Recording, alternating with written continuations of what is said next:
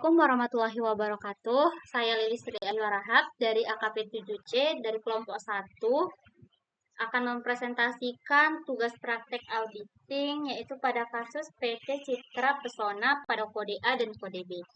Sebelum itu, saya akan membahas terlebih dahulu sejarah dan latar belakang dari PT Citra Pesona ini, yaitu PT Citra Pesona adalah sebuah perusahaan penyalur parfum dan alat-alat kecantikan yang didirikan di Yogyakarta, DIY pada tanggal 21 April 1989.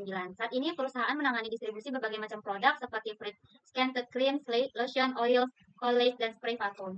Perusahaan membeli produk-produk tersebut dalam jumlah besar langsung dari produsen di berbagai lokasi. Produk ini kemudian dikemas ulang dan distribusikan ke pedagang eceran toko-toko di seluruh wilayah DIY dan Jawa Tengah.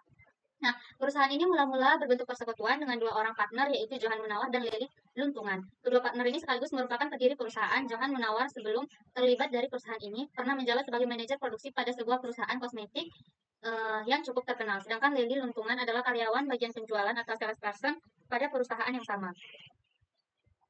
Selanjutnya, dengan mempertimbangkan bahwa perusahaan penyalur semacam ini mempunyai peranan yang cukup penting bagi toko-toko pedagang eceran yang lebih kecil, yang tidak mampu memperoleh potongan diskon dari perusahaan manufaktur yang lebih besar. Johan dan Leli mendirikan persekutuan pada tahun 1989. Masing-masing partner memiliki kontribusi jumlah aktiva yang sama besar, menerima saham dalam jumlah yang sama, dan menerima pembagian laba dengan perbandingan yang sama pula. Untuk memperoleh tambahan dana yang cukup dalam rangka perluasan usaha pada tahun 1994, Johan dan Leli sepakat untuk mengubah bentuk perusahaan tersebut menjadi perseroan terbatas atau PT. Nah, untuk mengerjakan kode A, di sini kita perlu prosedur pengujian substantif pada kasnya. Yang pertama itu, yaitu dapatkan konfirmasi bank secara langsung dari tiap-tiap bank yang mencakup saldo kas di bank, pinjaman utang, persyaratan, dan informasi lain yang berhubungan dengan pemeriksaan yang saudara lakukan. Dapatkan daftar tentang penandatanganan cek yang telah diotorisasi. Sudah saudara peroleh secara langsung dari Bank Ganesha dan Bank Dago, yaitu lihat kertas kerja A2 dan A4. Dapat kita lihat di kertas kerja A2 yaitu di sini, dan di kertas kerja A4 yaitu di sini sudah ada konfirmasi banknya. Selanjutnya yang kedua di sini dapatkan cut off laporan bank untuk periode 2 minggu setelah tanggal neraca. Sudah saudara peroleh dari kedua bank tersebut, yaitu cut off laporan bank mencakup periode antara tanggal 1 sampai 15 Januari. Bisa kita lihat di tabel 1 dan tabel 2, yaitu kita lihat di sini. Dapat kita lihat juga di tabel 1 dan tabel 2. Selanjutnya di sini ada minta atau buatlah rekonsiliasi bank untuk semua rekening bank. Sudah saudara peroleh dari direktur akuntansi. Lihat kertas kerja A1 dan A3. Kita lihat A1. Ini merupakan rekonsiliasi banknya. Yang pertama itu disuruh periksalah kebenaran penjumlahannya, yang mana kita lihat.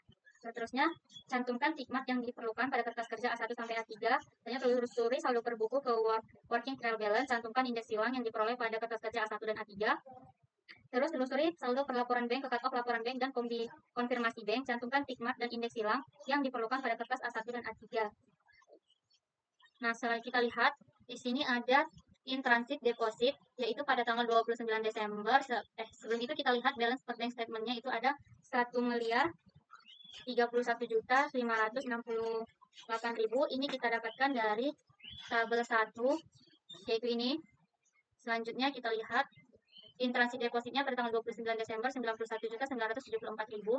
Kita dapatkan pada tabel 3, yaitu ini pada piutang dagangnya 91.074.000. Selanjutnya 91.974 itu kita dapatkan dari sini. Oke, selanjutnya 30 Desember 6 juta kita dapatkan dari sini, atau bisa kita lihat juga di sini. Dago sebesar 6 juta.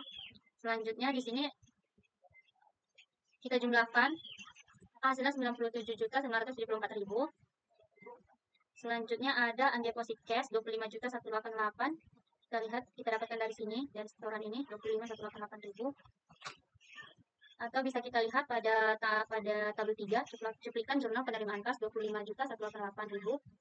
Selanjutnya kita tambahkan, maka hasilnya itu 1.154.730.000. Jangan lupa kita tambahkan tikmat seperti C dan nol silang. C artinya sesuai dengan jawaban konfirmasi bank. Selanjutnya checklist itu artinya telah ditelusuri ke jurnal penerimaan kas dan cut off laporan bank. Oke, selanjutnya di sini kita disuruh untuk periksa pos-pos rekonsiliasi, telusur cek-cek yang masih beredar ke cut-off laporan bank. Salah satu cek yang masih beredar, bank telah dikonfirmasi dalam pemeriksaan terhadap saldo utang, lihat tugas nomor 5. Cantumkan indeks silang yang diperlukan pada kertas kerja A1 dan A3. Selanjutnya, telusuri cek-cek yang masih beredar ke jurnal pengeluaran kas, cuplikan pengeluaran kas dapat saudara lihat pada tabel 4. Cantumkan indeks silang yang diperlukan pada kertas A1 dan A3. Terus telusuri setoran dalam. Terus di sini ada telusuri setoran dalam perjalanan ke cut off laporan bank dan ke bukti setoran bank. Saudara telah melakukan penelusuran ke bukti setoran bank. Cantumkan indeks silang yang diperlukan pada kertas kerja A1 dan A3. Di sini kita bisa lihat pada cek-cek berikut. Ini cek-cek outstanding cek ini dapat kita cek pada tabel 1, yaitu daftar cek yang diterima bersama-sama dengan cut off laporan bank, dan tabel 2 juga bisa kita sesuaikan. Di sini yang mana pada cek terdapat pada cek 1415 yaitu toko Dian Kencana pada 4 November itu terdapat 7.760.000. Kita beri tanda tikmarknya 0 silang, yaitu sesuai dengan saldo awal yang terdapat pada cut off laporan bank. Selanjutnya di sini pada cek 1443 PT Anggita Wangi 24 Desember itu 3.600.000, kita beri tanda N, yaitu telah ditelusur ke jurnal pengeluaran kas dan cut off laporan bank. Selanjutnya ada cek 1445 Indah Dekorasi 24 Desember itu 700.000. Selanjutnya 1446 CP Karya Lestari 24 Desember 270.000. Selanjutnya 1449 PT Cendana Putri 27 Desember 230.400.000. Selanjutnya 1450 percetakan rapi yaitu 30 Desember 1.488.000. Selanjutnya 1451 Ude Mandiri 31 Desember 250.000 dan 1452 Bank Dago 30 Desember 64 juta. Maka di sini kita tambahkan semua outstanding check-nya berjumlah 308.468.000. Sehingga book balance 31 Desember 2005 yaitu kita kurangkan 1.154.730.000 dengan outstanding check-nya itu 308.468.000, yaitu 848.262.000. Di sini hasil ini dapat kita lihat nanti di TB1. Selanjutnya di sini pada kode A3 sama seperti kode A1 tadi cara pengerjaannya. Pada balance per bank statement terdapat 22.146.000 kita dapatkan pada tabel 2 pada Bank Dago, yaitu ini 22.146. Selanjutnya intransi depositnya 31 Desember yaitu 64 juta. Kita lihat di tabel 2 Bank Dago yaitu ada setoran 64 juta. Maka di sini kita jumlahkan hasilnya 68.146.000. Pada outstanding check-nya kita lihat cek-cek pada tabel 2 yaitu daftar cek yang diterima bersama-sama dengan cut off laporan bank. Yaitu kita sesuaikan cek yang ada di sini, yaitu pada cek 6869 Bambang Cahyo 31 Desember itu 438.000, kita beri tanda N. Selanjutnya 6890 Kiri Mandala 31 Desember 420.000. Selanjutnya 6891 Iri Junardo 31 Desember 456.000. Selanjutnya cek 6892 Pitoyo 31 Desember itu 420.000. Selanjutnya cek 6895 Marta Suwarno 31 Desember 422.000. Begitu juga sampai ke bawah. Kita jumlahkan hasil di sini 86.146.000 dengan 4.154.000 hasilnya yaitu 81.992.000. Hasil ini dapat kita lihat nanti di TB1. Oke, selanjutnya kode selanjutnya akan dijelaskan oleh teman saya.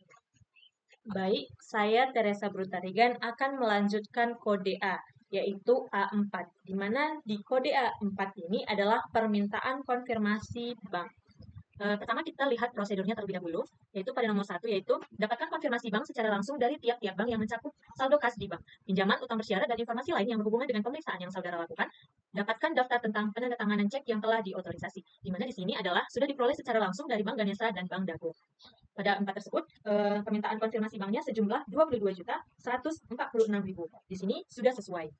Maka kita lanjut kepada kode A5, di mana prosedurnya adalah di nomor 7, yaitu buatlah daftar transfer antar bank untuk periode 5 hari sebelum tanggal neraca dan 5 hari setelah tanggal neraca.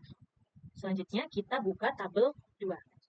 Di sini dijelaskan bahwa pada tanggal 1 bulan 6, penerima ceknya adalah Bank Ganesha sebesar 6 juta, dan kita buat ke A5, yaitu dikeluarkan dari Bank Ganesha sebesar 6 juta. Sedangkan yang diterima dari Bank Dago, kita lihat pada tabel 3, yaitu pada tanggal 30 Desember, Bank Dagonya sebesar penjualan tunai sebesar 6 juta.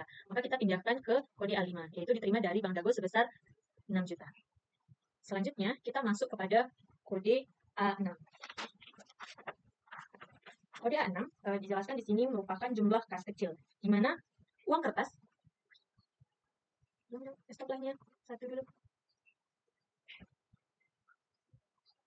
Selanjutnya adalah kode A6, yaitu penerimaan kas yang belum disetor pada Bank Ganesha. Di sini diterima dari toko cahaya kita sebesar, lupa aku membaca prosedurnya. Baik, selanjutnya kita akan masuk pada kode A6, di mana kode A6 ini kita lihat prosedurnya terlebih dahulu.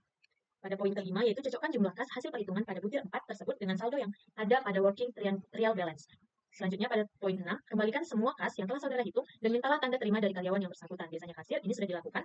Selanjutnya, pada poin 9, yaitu telusuri kas yang belum di-store ke bank ke jurnal penerimaan kas. Ini pada tabel 3. Dan telusuri total kas yang belum di-store ke bank ke cut-off laporan bank. Nah, pada kode A6 tersebut adalah penerimaan kas yang belum di-store oleh Bank Ganesha, yaitu diterima dari toko cahaya kita pada tanggal 23 Desember sebesar 4.296.000. Kedua, Departemen Store Jatayu pada tanggal 26 Desember sebesar 4 juta. Bambu Banana Shop pada tanggal 26 Desember 4.824.000. CV Star Supply pada tanggal 27 Desember sebesar 3.204.000. CV Wangi Pharma tanggal 30 Desember sebesar 7.236.000 dan PT Nasional pada tanggal 30 Desember sebesar 1.628.000. Jadi jumlahnya sebesar 25.188.000. Nah, cek tersebut telah diperiksa di hadapan saya dan telah dikembalikan kepada saya seluruhnya pada tanggal 31 Desember 2005 pukul 15.45. Nah, ini sudah ditandatangani oleh kasir. Selanjutnya pada kode A7. Pada kode A7 adalah petty cash, di mana uang kertas berjumlah 10 dengan nilai 500. Yaitu totalnya 10 kali 500 adalah 5.000.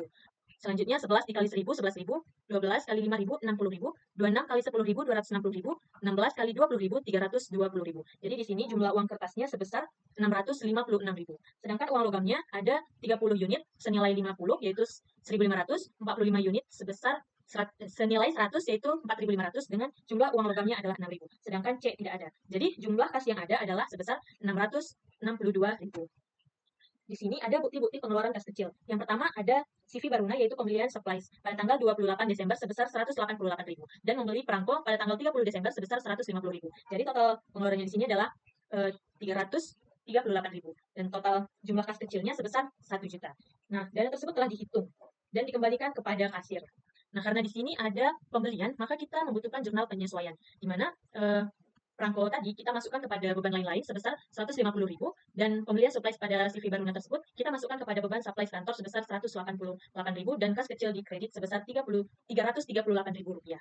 Nah, setelah kita menyelesaikan kode A tersebut, kita membutuhkan jurnal koreksi. Yang pertama ada Bank Ganesha pada penjualan tunai sebesar 6 juta, penjualan tunai pada Bank Dago sebesar 6 juta, dan Bank Ganesha pada Bank Dago sebesar 6 juta rupiah. Nah, demikianlah penjelasan untuk kode A tersebut. Terima kasih. Assalamualaikum warahmatullahi wabarakatuh. Baiklah, saya akan melanjutkan untuk proses audit pada kode B, yaitu pengujian substantif atas piutang dagang. Tujuan pengujian ini untuk membuktikan kewajaran saldo piutang, saldo cadangan kerugian piutang, dan jumlah beban kerugian piutang untuk mencapai tujuan tersebut. Akuntan pemeriksa atau auditor harus melaksanakan serangkaian prosedur pemeriksaan dengan berpedoman pada program pemeriksaan yang telah ditetapkan. Nah, untuk info-info tambahannya, bisa kita lihat bahwasanya auditor mengirim konfirmasi pada para pelanggan mengenai piutangnya. Dan konfirmasi positif yang telah dikirimkan dapat 7 pelanggan, yaitu Firma Fajar Putra, Toko Deliana, CV Wangi Pharma, Young and Beautiful Shop, PT Dania, dan PT Indah Jaya, dan Toko Cahaya Omega. Baik, kita bisa juga melihat bahwa terdapat kode B1 untuk kartu piutang dagang pada tahun lalu yang telah diaudit. Nah, pada kartu piutang dagang ini, kita bisa lihat sendiri bahwasanya ini memuat nama-nama pelanggan serta jatuh tempo mereka yang berbeda-beda dan juga seberapa banyak mereka membayar dan bentuk konfirmasi yang mereka dapatkan dan mereka respons. Nah, baiklah, kita akan menyusun kode B1 ini pada tahun ini dengan kode tahun lalu sebagai pedomannya. Baik, nah pada kode B1 ini kita melihat informasi dari klien yang saya dapatkan dari kode 4 mengenai customer serta jatuh tempo piutang-piutangnya, yaitu berbeda. Terdapat 15 toko dan satu toko lain-lain yang berjumlahkan pada 30 hari sebesar 376.174.000. Nah, angka-angka ini bisa didapatkan pada buku 4. Dengan jangka waktu 30 sampai 60 hari terdapat sebesar 4.140.000. Nah, untuk detailnya bisa dilihat sendiri di buku 4. Nah, untuk jangka waktu 60 sampai 90 hari berjumlah 6.396.000 dan untuk jangka waktu lebih dari 90 hari berjumlah 1.500.000. Nah, untuk jumlah keseluruhannya sebesar 425.410.000. Nah, pastikan sebagai auditor itu kita harus memeriksa secara detail dengan menghitung ulang kembali informasi dari klien. Nah, jika sudah menghitung ulang kembali dan jika sudah ditelusuri, maka kita bisa memberikan tanda seperti ini. Seperti bulat dan juga ada garis miring yang menandakan bahwasanya angka-angka tersebut telah ditelusur ke kartu piutang. Nah, selanjutnya kita juga harus mengecek bagaimana piutang ini dikonfirmasi. Kita bisa lihat di buku kedua, terdapat konfirmasi tambahan bahwa terdapat 7 toko yang merespon konfirmasi positif. Nah, untuk ke-7 toko tersebut, maka diberi tanda C kecil yang menandakan bahwasanya piutang tersebut telah dikonfirmasi. Nah, untuk toko-toko tersebut ada toko toko cahaya Omega Store. Nah, besarkan aja. Ya, toko cahaya Omega Store, ada PT Dania, ada juga firma Fajar Futura, ada PT Indah Jaya, ada Deliana Store, ada CV Wangi Firma, dan terakhir ada Young Beauty Shop. Nah, selanjutnya ini, toko-toko ini nanti di kode berikutnya juga ada bentuk konfirmasi merupakan surat yang akan diklasifikasikan di kode DB2 hingga DB8. Nah, setelah itu kita akan membuat confirmation form. Confirmation form ini merupakan bagaimana sih cara pelanggan-pelanggan tersebut merespon konfirmasi dari kita. Nah, seperti yang kita ketahui tadi, ada 7 toko yang konfirmasi itu positif. Maka kita buat positif dan selebihnya itu negatif. Selanjutnya, di sini juga ada payment between ya. Payment between ini artinya jumlah pembayaran. Jumlah pembayaran ini bisa kita lihat di nomor 7 pada buku 2 yang terdapat pembayaran sebesar 5.200.000 pada Bambu Bahana Shop, Toko Cahaya Omega sebesar 8.600.000, Cinderella Shop sebesar 4 juta, PT Dania sebesar 52 juta, PT Indah Jaya sebesar 15.960.000, CP Star Supply sebesar 5 juta, Departemen Store Jelayu sebesar 9.030.000, dan PT Nasional sebesar 2.400.000, Toko Ramai sebesar 4.200.000, dan Toko Deliana sebesar 115 juta, dan Toko Young and Beautiful sebesar 34 juta rupiah. Nah, dan juga tanggal pembayaran yang kita masukkan ke kolom payment between ini. Nah, untuk head of credit commerce ini merupakan keterangan ya, keterangan bagaimana sih cara pembayaran mereka ini, apakah on time ataupun late ataupun sangat-sangat ragu. Nah, itu bisa kita lihat di nomor 6. Dari hasil diskusi dengan bagian kredit, diperoleh informasi mengenai sejarah dari para pelanggan sebagai berikut. Pelanggan PT Ayu Aroma terbiasa membayar tepat waktu, toko Bimbi Beauty sangat diragukan, Bambu Bahana Shop sering terlambat, Cinderella Store sering terlambat, PT Indah Jaya jarang terlambat, Rama Ashinta Store tepat waktu, Young and Beauty Shop tepat waktu, dan PT Dania tepat waktu. Nah, ini kita masukkan saja ke kolom seksi keterangan ini. Nah, selanjutnya itu kita akan mengecek apakah jumlah-jumlahnya itu sudah benar dilaporkan. Baik, nah untuk pertama kita akan memberikan tanda V terbalik yang menyatakan bahwa setiap penjumlahan ini sudah dilakukan dengan benar setelah dicek ulang kembali. Selanjutnya itu kita akan mengasih tanda segitiga yang menandakan bahwa konfirmasi ini itu akan dipindahkan ke buku lainnya. Nah, selanjutnya juga ada tanda checklist yang menandakan bahwa semua bukti-bukti piutang ini sudah diterima atau sudah dicatat pada jurnal penerimaan kas ataupun jurnal penjualan yang ada di buku 2. Nah, selanjutnya itu kita akan membuat jurnal penyesuaian yang akan kita kerjakan pada kode-kode berikutnya.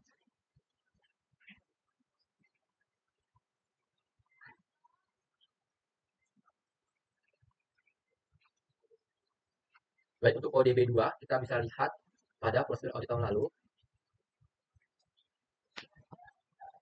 Itu permintaan konfirmasi saldo piutang sehubungan dengan pemeriksaan laporan keuangan kami pada Januari 2024 telah oleh anggota publik kami Dr. Sandra Sosial dan Co. Sudah ada memeriksa sumber data di bawah ini. Jadi permintaan konfirmasi ini merupakan cara auditor untuk mengecek apakah jumlah piutang tersebut benar adanya dan tidak dibohongi. Maka setiap konfirmasi ini memerlukan penyesuaian bagi yang memerlukan jika ada selisih angka yang sangat besar dalam sangat material. Untuk tahun ini, PT Bina Citra Pesona mengirimkan konfirmasi saldo piutang pada firma Fajar Futura. Yaitu dengan respon, kami tidak setuju atas saldo utang kami sebesar 34.400.000 pada tanggal 30 Desember 2005. Dan telah dibebani faktur 1428 dengan jumlah 2.400.000. Kami tidak pernah menerima smoothing motion. Jadi seharusnya jumlah piutang ini sebesar 32 juta rupiah.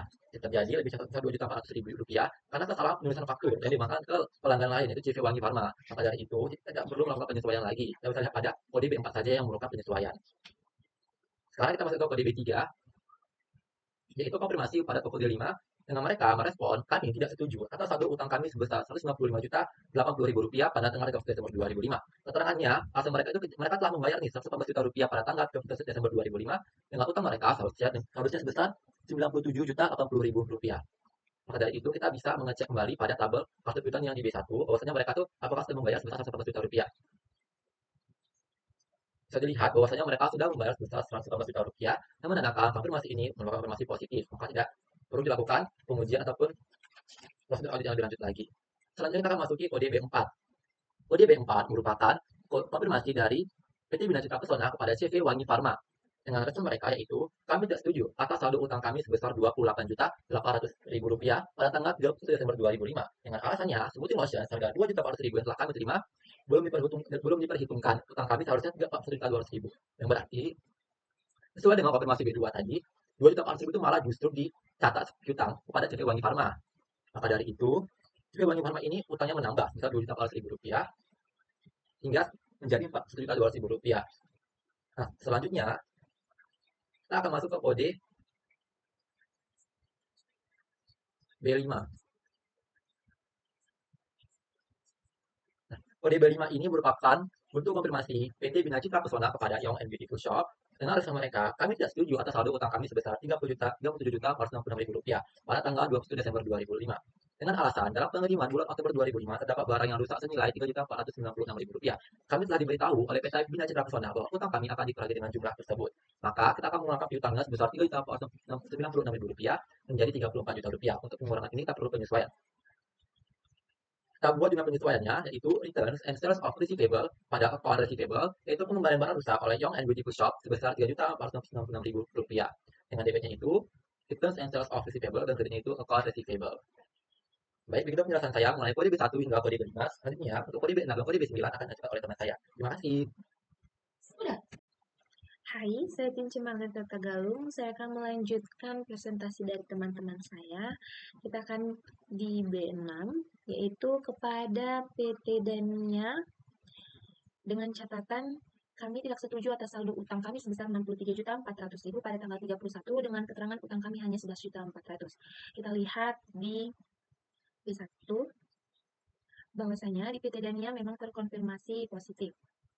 Selanjutnya, kepada PT Indajaya dengan catatan kami tidak setuju atas saldo utang kami sebesar Rp18.120.000 pada tanggal 31 Desember 2005 dengan keterangan faktur nomor 1503 yang kami terima pada tanggal 27/12/2005 salah. Kami memesan 20 box lemon dengan harga Rp56.600 per box, tapi dalam faktur tersebut ditulis Rp164.600 per box. Nah, di sini terdapat selisih sebesar Rp2.160.000, maka di sini akan ada jurnal penyesuaian dengan sales kepada account receivable sebesar Rp2.160.000.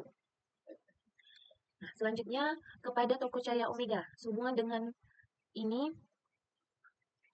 kami tidak setuju atas saldo utang kami sebesar Rp14.800.000 pada tanggal 31 Desember 2005. Keterangannya tidak ada. Kita lihat di B1 pada Toko Cahaya Omega. Di sini terkonfirmasi positif. Selanjutnya, yang terakhir di B9. Pada PT Bina Citra Pesona, cadangan kerugian piutang. Saldo 31 Desember 2004, yaitu Rp20.970. Itu terdapat di saldo penyesuaian tahun lalu pada buku 3 halaman 28. Dengan penghapusan piutang, Rp29.520.000 pada buku 1 halaman 16 nomor 5. Nah, selama tahun 2005 ada selisih sebesar Rp8.550.000. Ini penyesuaian tahun lalu dikurang dengan penghapusan piutang toko Bimbi Beauty. Untuk cadangan pada akhir tahun 2005 yaitu Rp45.580. Itu pada buku 4 halaman 16 TB2 pada kerugian piutang per buku 31 Desember 2005.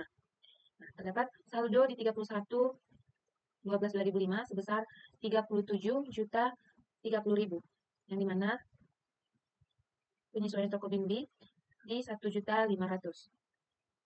Di sini ada jurnal penyesuaian yaitu allowance for loss on account receivable pada account receivable sebesar Rp1.500.000. Nah, selanjutnya saldo setelah penyesuaian sebesar Rp35.530.000 yaitu saldo pada 31/12/2005 dikurang dengan penyesuaian toko Bimbi. Jadi hasilnya Rp35.530.000. Nah, pengujian terhadap saldo cadangan kerugian piutang. Pada umur piutang 1-30 terdapat saldo Rp374.214.000. Pada umur piutang 30-60 terdapat saldo Rp41.140.000. Pada umur piutang 60-90 hari terdapat saldo Rp2.900.000 dan di atas 90 hari terdapat Rp1.500.000. Nah, untuk taksiran yang tidak tertagih kita dapat tahu dari saldo dikali persennya. Di sini saldonya Rp374.214 dikali 1,50% dengan hasil Rp5.613.210. Pada umur piutang 30-60 hari dengan saldo Rp41.140 dikali 10%, jadi taksiran tertagihnya Rp4.114.000.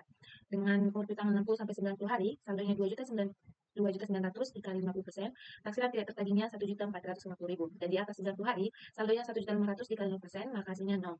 Jadi saldo menurut analisis, yaitu hasil dari taksiran tidak tertagih, Rp11.177.210. Sehingga saldo setelah penyesuaian dikurang cadangan kerugian sama dengan Rp24.352.790. Sekian presentasi dari kami. Bye-bye.